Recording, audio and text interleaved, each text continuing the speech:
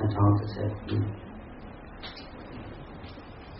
နိုင်ငံရောလို့ပြနေဒီမှာတော့အနာတ္တကြောင့်လည်းပြနေဆင်ရှိမှတော့သူတို့ပဲကျင့်နေတရားစခံနေတယ်အာတိမတံဖို့ရှိတယ်ဆိုတဲ့တရားတော်များကိုဟောကြားပေးမှဖြစ်ပါတယ်အာတိမတံဖို့ရှိတယ်အားလည်းအာတိမတံဖို့ရှိတယ်အာတိရှိမှတံဖို့ရှိတယ်လို့တရားတော်များကိုဟောကြားပေးနေအနာကြားသေးနေတရားတော်ရှင်ဖြစ်တော်မူတော်မြတ်စွာဘုရားရှင်ရဲ့ဘုရားမန်းကိုယ်တော်တန်း၍ဗုဒ္ဓနုတ္တိပါမြတ်ချမယ်။အဲဒီလိုရှင်မောင်မှာတရင်တော်သံဃာတော်မူနေသောအဲ့တော့ဘုရားရှင်ရဲ့ဘုံတော်ကိုမှန်း၍ဘုံတော်တန်းကဘုရားဘာသာပူဇော်ကြမယ်အာယုံလေးနှစ်တိုင်းထားကြ။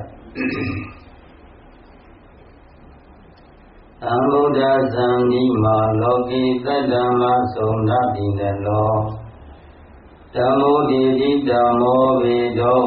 သံဃောလူကနာတိဝိတော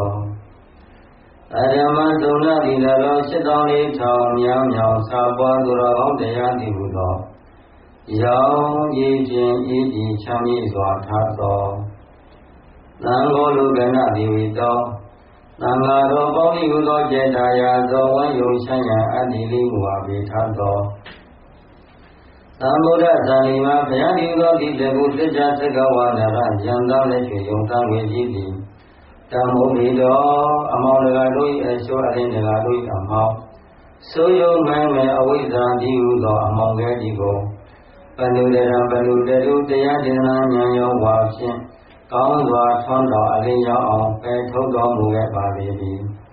တံဘဂဝန္တအမောင်ပယ်ခွင့်အလင်းကိုဆောင်တော်မူခဲ့ပါတော်မြတ်စွာဘုရားအားမြေယာမှာကအမောင်ပယ်ခွင့်အလင်းကိုဆောင်လို့ကြပုံတော်သာတော်သမီးတော်ဘုရားရဲ့တော်တို့သည်နမောဗုဒ္ဓဘုံတော်အောင်မြင်မြော်၍ယောတိဉာဏ်တို့မှမြေတို့ရရှိကိုခြင်းသည်အတုဘဝတုစဉ်တဲ့မသွေဖြစ်ပါစေတည်းမြတ်စွာဘုရားဘုရားသာဓုသာဓုသာဓု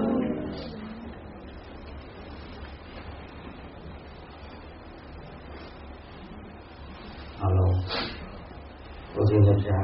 ချမ်းသာချမ်းသာလို့ချမ်းသာတော်ဤရာပုဂ္ဂိုလ်ယူ၍တရားတော်မြတ်ကိုယူတာပါများနိုင်ကြပါစေ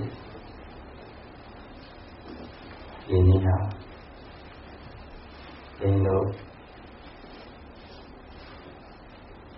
အာရှိမတံဖို့ရှိတယ်ဘာကိုတိမဘာတိမတံဖို့ရှိတယ်အတိတရားနဲ့အရှိတရားလေးဒီလိုရဲ့ရှိဖို့ရဲ့အခုရှင်းခံပြီးတော့ဟောပေးသွားမှာဖြစ်တယ်အဲဒါအဖြစ်ဘယ်လိုလဲဟာ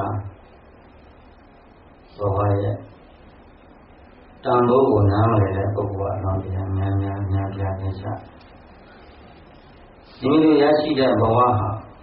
အလောက်တန်ဖိုးရှိတယ်ဒီသာသနာမှာတွေ့ပြီးတော့မြတ်ဗုဒ္ဓရဲ့အဆုံးအမတရားတော်တို့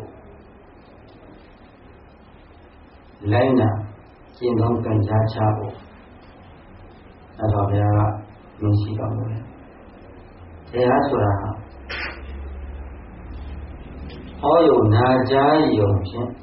လမ်းခရီးမဆုံးသေးပါ။ဘာလို့ရတယ်လဲတရားဓမ္မတို့ကျင့်ကြံပါများအတူရတယ်ကျင့်ယူရတယ်တရားအားလုံးယူရတယ်ကျင့်ယူရတယ်တို့တွေဟာတရားကြီးလည်းဆက်တရားကြီးနာချအားလုံးတရားမရကြတာလေအကျင့်ရအကျင့်မရှိဟုတ်တယ်နော်ဒါမရှိဘူးအကျင့်မရှိဘူးကျင့်ကြံပါမယ်အားထုတ်မရှိတော့တရားအတိအကျရနိုင်ပါမလားမရနိုင်ပါဘူးဟောတရားကြီးနာလေးနဲ့ကိုယ်လေးလာနေကြတယ်ဒါပေမဲ့လို့မပြီးဆုံးကြဘူးဘာကြောင့်ရလဲနေတယ်ဟိုဒီဟိုပင်ကိုဒီပင်ကို တံ္ဍရာလောကထဲမှာဘာလို့များတော့ကျင်နေနေကြရတော့လဲလို့မင်းဘုသူစကားကိုနားမထောင်ဖြစ်တယ်တရားရဲ့ဘာမှမထောင်ပါအေးဓမ္မစရဏီမောတံပိအာဇီဝရဝါတိနိသာယံတတ္တသင်္ကမန္တိဝရိတံဗျမ္မာဇာယောလောကမှာကိုယ်ပဲကလေးပါမြောက်များလာဆိုတော့လောကီစိရိဥဒ္ဒယရနာတို့ကိုအရိယာသူတော်ကောင်းနဲ့ရှိတဲ့ပုဂ္ဂိုလ်ကြီးဖယ်ရှားပြီးတော့ဓမ္မစရိယံရှိသောအရိယာသူတော်ကောင်းများရှင်းချမ်းပါမယ်အထုအပ်သောဝိပဿနာတော်ကျင့်တဲ့တရားမှန်များတွေကိုဝါဗျမစရိယံဤကဒုက္ခသစ္စာယမေဃသစ္စာယသမုဒယယမေဧကောနိယောဒပိုင်ခြားရမယ်ဒုက္ခသစ္စာပယ်သွင်းရမယ်သမုဒယသစ္စာပွားများရမယ်နိရောဓသစ္စာမြင်မောပြရမယ်နိရောဓဆက်ရောက်ရမယ်နိရောဓသစ္စာပွားများမယ်မေဃသစ္စာရဲ့လို့သစ္စာ၄ပါးကိုသိအောင်ကျင့်ကြံပွားများခြင်းအားထုတ်ခြင်းဆိုတဲ့ဓမ္မစရိယာခြင်းကိုဝရိတံ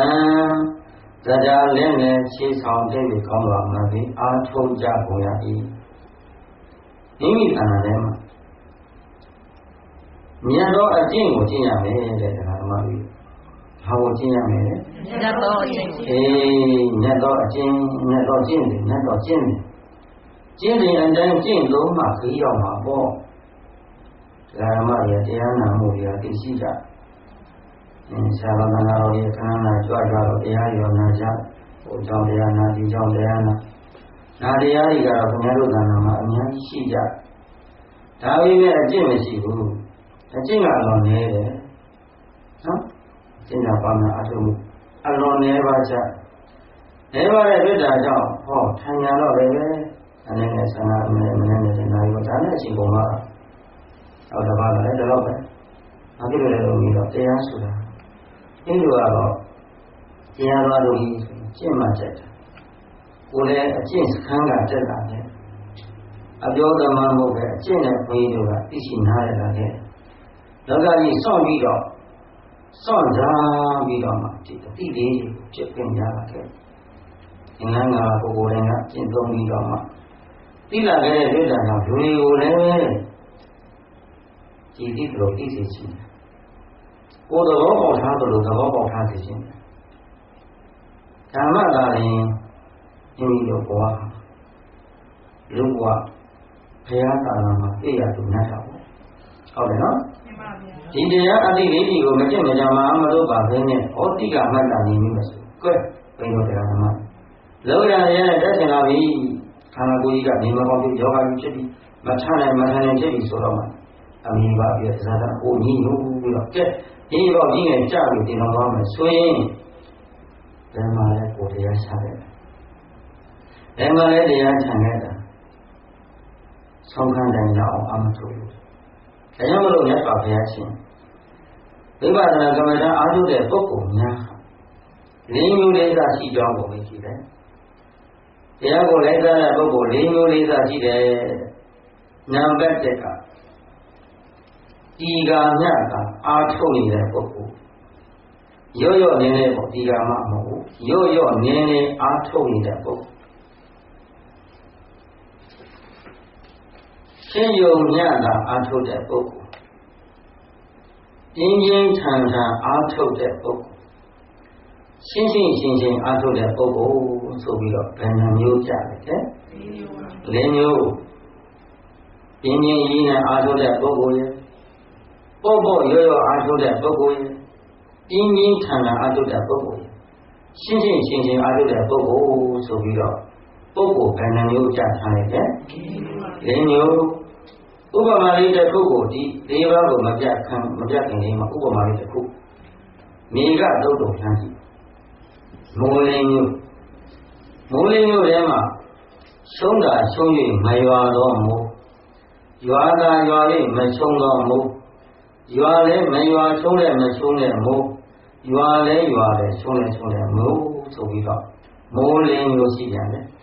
မိုးပဲမျိုးရှိတယ်ထပ်ပြီးတော့ကြွ၄မျိုးကိုမြတ်စွာဘုရားမုဒိကသုံးဆိုတာဟောထားပြန်တယ်အဲဒီမုဒိကသုံးမှာမြတ်စွာဘုရားရှင်ကညာလို့